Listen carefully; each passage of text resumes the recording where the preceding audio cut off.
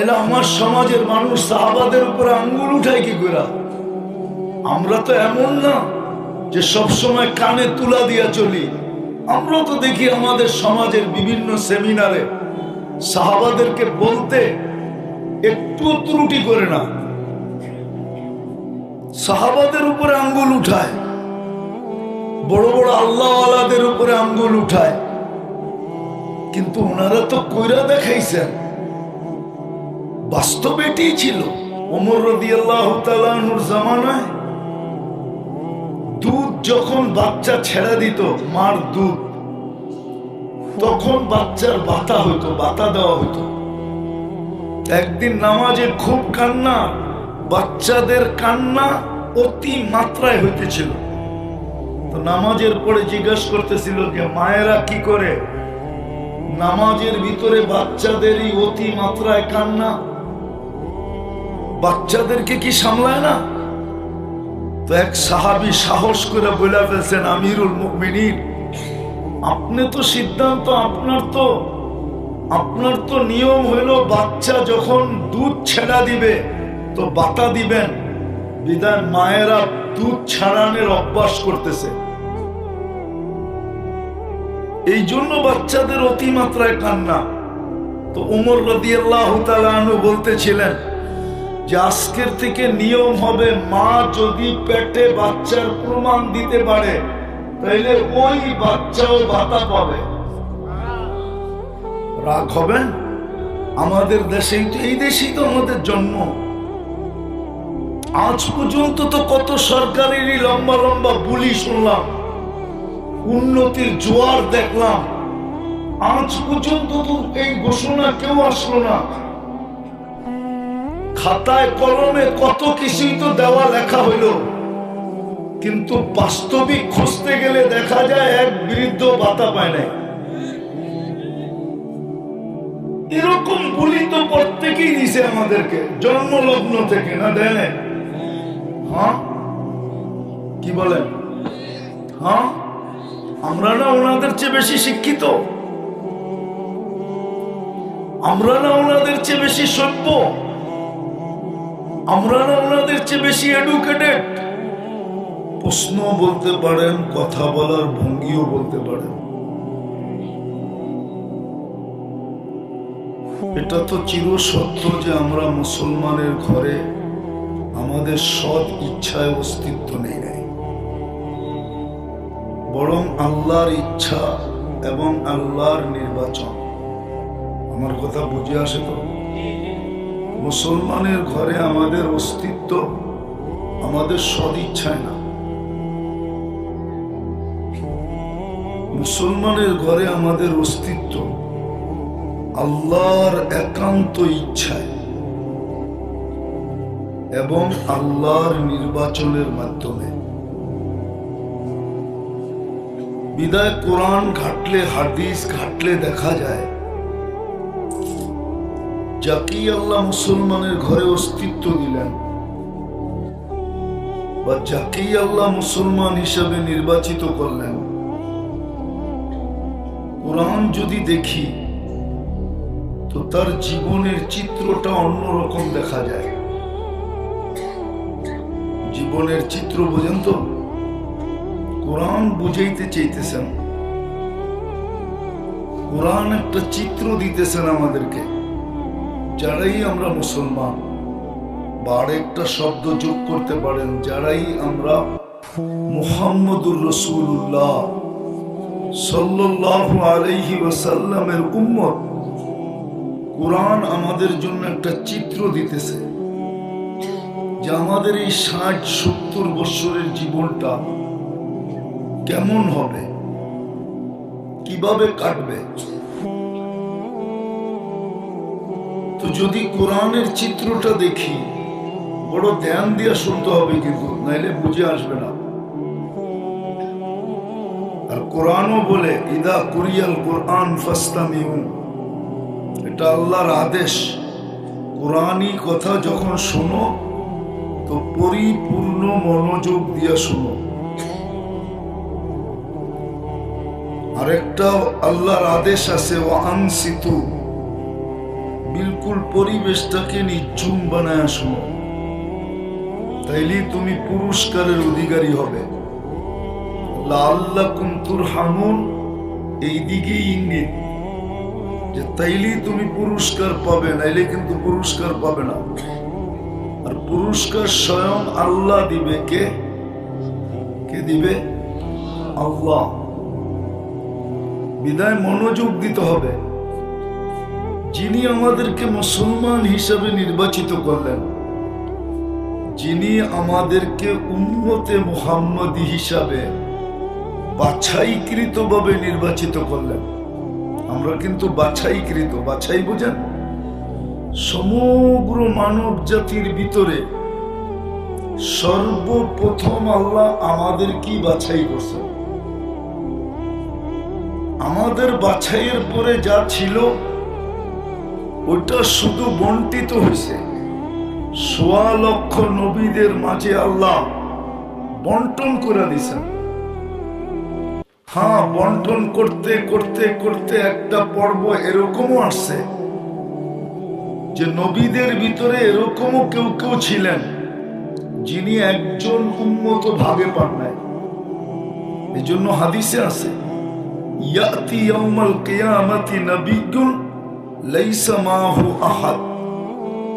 কিয়ামতের দিন এমন নবী আসবে যিনার সাথে একজন উম্মত নাই। তো যেটা বুঝাইতেছিলাম, আমাদেরকে বাছাইকৃতভাবে নির্বাচিত করছেন। বিদায় এই দুই নির্বাচনের কারণে এই ছোট জীবনটা আমাদেরকে একটা চিত্র দিছেন, চিত্র, যে আমাদের এই ছোট জীবনটার চিত্র কিরকম হবে। ২-৪টা দেখাই, টাইম অল্প, সব দেখানো যাবে না। চিত্র কোরআন দিছিলেন আনতুমুল আলাউনা, তোমরা সবার উপরে থাকবে। দ্বিতীয় চিত্র দিছিলেন উলাইকা লাহুমুল আমান, নিরাপত্তার চাদরের নিচেই তোমাদেরকে রাখবো। রিজকান কারীমা, ক্লান্তিহীন রিজিক পাখির মতো আমি তোমাদেরকে পালবো। হায়াতান তাইয়্যিবা, তোমাদের পছন্দের জীবন হবে। ভালো মতে কিন্তু এদিকে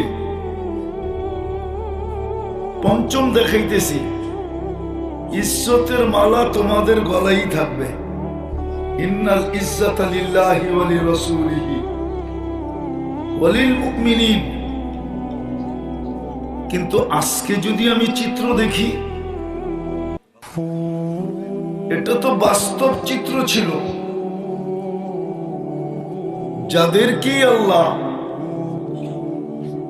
যাদেরকেই আল্লাহ মুসলমান হিসাবে নির্বাচিত করছেন, যাদেরকে আল্লাহ উম্মতে মুহাম্মদী বানাইছেন, তাদেরকে এই ছোট জীবনটা কাটানোর একটা চিত্র দিছিলেন। ভালো মতে ধ্যান দিয়া কিন্তু চলে যেতে হবে, থাকার সুযোগ এখানে নাই। আবার পুঙ্খানুপুঙ্খানু যদি জবাবের সম্মুখীন হই, তাহলে প্রত্যেকটা শ্বাসের হিসাব দিতে হবে, বাঁচার কোনো সুযোগ নাই। যদি জিনিসটা সহজই হইতো, আখেরাতটা যদি সহজই হইতো, মৃত্যুর পরের জীবনটা যদি সহজ হইতো, তাহলে মুহাম্মদুর রাসূলুল্লাহকে কোনোদিন কাঁদাইতো না। উনি এই কথা কোনোদিন বলতেন না, সাইয়াবাতনি, আমাকে বুড়া বানায় দিছে, বুড়া। আজকাল আমাদের বিবেক আমাদেরকে ধোঁকা দেয়, আমাদের বুদ্ধি আমাদেরকে ধোঁকা দেয়, আমাদের বিদ্যা আমাদেরকে ধোঁকা দিতেছে, আমাদের পরিবেশ আমাদেরকে ধোঁকা দিতেছে, দুনিয়ার প্রত্যেকটা বস্তু কিন্তু আমাদেরকে ধোঁকা দিতেছে। বিদায় বুঝতে পারতেছি না।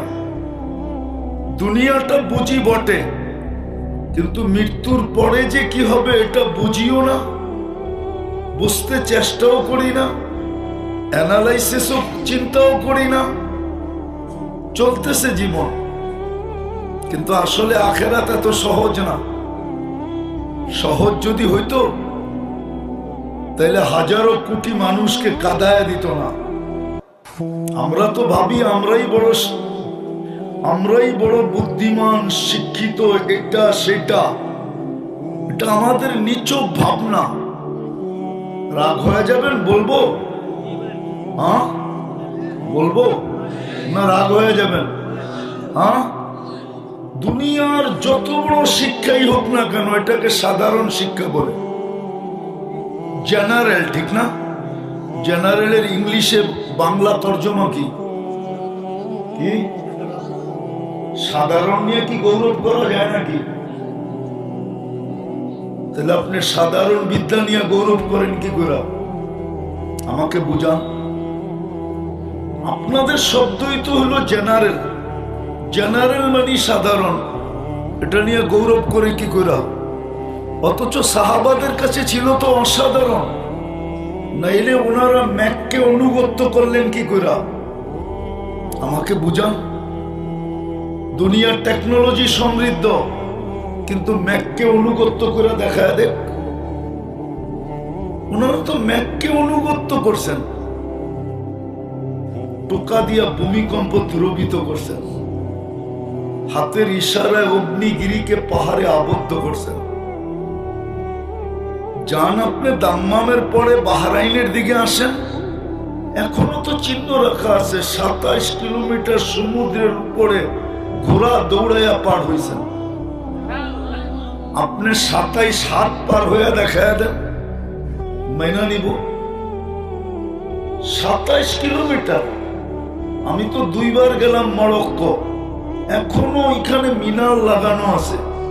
উকবা বিন নাফে রাদিয়াল্লাহু তাআলা আনহু আটলান্টিকের পাড়ে দাঁড়ায়া বলছিলেন, ওই পারে কেউ আছে কিনা বলো, আমি এই সমুদ্র ঘোড়া দিয়া পার হব। আর অবশ্যই পারতেন, বিদায় একটু বোঝেন কাজে দিবে,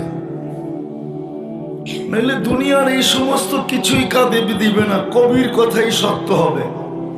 যদি বললে আবার রাজাকারও বলতে পারেন, কেননা উর্দু বললেই তো রাজাকার, ঠিক না? তো উর্দু কবি ঠিকই লিখছেন, मिले खाक में अहले शाह कैसे कैसे, जमी खा गई नौजवान कैसे कैसे, अजल ने न छोड़ा किसरा न दारा, उसी से सिकंदर सा फाते भी दिहारा, हर एक लेके क्या क्या हसस सुधारा, परा रह गया यही ठाट सारा। শুধু ঐতিহ্য থাকবে আর কিচ্ছু থাকবে না। সত্য এটাই, শুধু ঐতিহ্য থাকবে। রাজা বীর বিক্রম নাই, বিক্রমপুর আছে। বাওয়াল রাজা নাই, কিন্তু বাওয়ালের জমিন নিয়ে এখনো কেস আছে বসুন্ধরার সাথে, নাই? কিন্তু বাওয়াল রাজা নাই। সত্য এটা, ঐতিহ্য থাকবে। এজন্য যেটা বুঝাইতে চাইতেছিলাম, একটু সময় 10-15 মিনিট বুঝাবো। যিনি আমাদেরকে মুসলমান আর উম্মতে মুহাম্মদী হিসাবে নির্বাচিত করছিলেন, উনি এই ছোট জীবনটা কাটানোর একটা চিত্র দিছিলেন। ছোট একটা চিত্র দিছিলেন যে দুনিয়াতে সুখে তোমরাই থাকবে, দুনিয়াতে ইজ্জতের মালা তোমাদের গলায় থাকবে, দুনিয়ায় নিরাপদ তোমরাই থাকবে, দুনিয়ায় সবচেয়ে উঁচা তোমরাই থাকবে। পাখির মতো আমি তোমাদেরকে পালবো। কিসের মতো? পাখির মতো পালবো। এটা একটা মাদ্রাসার পেটে আমি বলতেছি, কামেল মাদ্রাসা। জিজ্ঞাসা করেন ওনাদেরকে। ওমর রাদিয়াল্লাহু তাআলা আনহুর জামানায় দুধ যখন বাচ্চা ছেড়ে দিত, মার দুধ, তখন বাচ্চার বাতা হইতো, বাতা দেওয়া হইতো। একদিন নামাজে খুব কান্না, বাচ্চাদের কান্না অতি মাত্রায় হইতেছিল। তো নামাজের পরে জিজ্ঞাসা করতেছিল যে মায়েরা কি করে? নামাজের ভিতরে বাচ্চাদেরই অতি মাত্রায় কান্না, বাচ্চাদেরকে কি সামলায় না? তো এক সাহাবী সাহস করে বলে ফেলছেন, আমিরুল মুমিনিন, আপনি তো সিদ্ধান্ত, আপনার তো নিয়ম হইল বাচ্চা যখন দুধ ছেড়া দিবে তো বাতা দিবেন, বিধায় মায়েরা দুধ ছাড়ানোর অভ্যাস করতেছে, এই জন্য বাচ্চাদের অতিমাত্রায় কান্না। তো ওমর রাদিয়াল্লাহু তাআলা আনহু বলতেছিলেন যে আজকের থেকে নিয়ম হবে, মা যদি পেটে বাচ্চার প্রমাণ দিতে পারে তাইলে ওই বাচ্চাও ভাতা পাবে। রাগ হবেন? আমাদের দেশেই তো, এই দেশেই তো আমাদের জন্ম। আজ পর্যন্ত তো কত সরকারেরই লম্বা লম্বা বুলি শুনলাম, উন্নতির জোয়ার দেখলাম, আজ পর্যন্ত তো এই ঘোষণা কেউ আসলো না। খাতায় কলমে কত কিছুই তো দেওয়া লেখা হইলো, কিন্তু বাস্তবিক খুঁজতে গেলে দেখা যায় এক বৃদ্ধ ভাতা পায় নাই। এরকম বলি তো প্রত্যেকেই দিছে আমাদেরকে জন্মলগ্ন থেকে, না দেয়? হ্যাঁ, কি বলেন? হ্যাঁ, আমরা না ওনাদের চেয়ে বেশি শিক্ষিত? আমরা না ওনাদের চেয়ে বেশি সভ্য? আমরা না ওনাদের চেয়ে বেশি এডুকেটেড? নাইলে আমার সমাজের মানুষ সাহাবাদের উপরে আঙ্গুল উঠায় কি করে? আমরা তো এমন না যে সব সময় কানে তুলা দিয়া চলি। আমরা তো দেখি আমাদের সমাজের বিভিন্ন সেমিনারে সাহাবাদেরকে বলতে একটু ত্রুটি করে না, সাহাবাদের উপরে আঙ্গুল উঠায়, বড় বড় আল্লাহওয়ালাদের উপরে আঙ্গুল উঠায়। কিন্তু ওনারা তো কইরা দেখাইছেন, বাস্তবে এটাই ছিল। তো যেটা বুঝাইতেছিলাম, যিনি আমাদেরকে মুসলমান আর উম্মতে মুহাম্মদী হিসাবে নির্বাচিত করছেন, এই ছোট জীবনটা, 60-70 বৎসরের জীবনটায় আমাদেরকে একটা সুখের চিত্র দিছিলেন। চিত্র, তোমরাই উপরে থাকবে, তোমরাই নিরাপত্তার চাদরে থাকবে, তোমাদের কি আমি পাখির মতো পালবো, তোমাদের কি আমি পছন্দের জীবন দিব।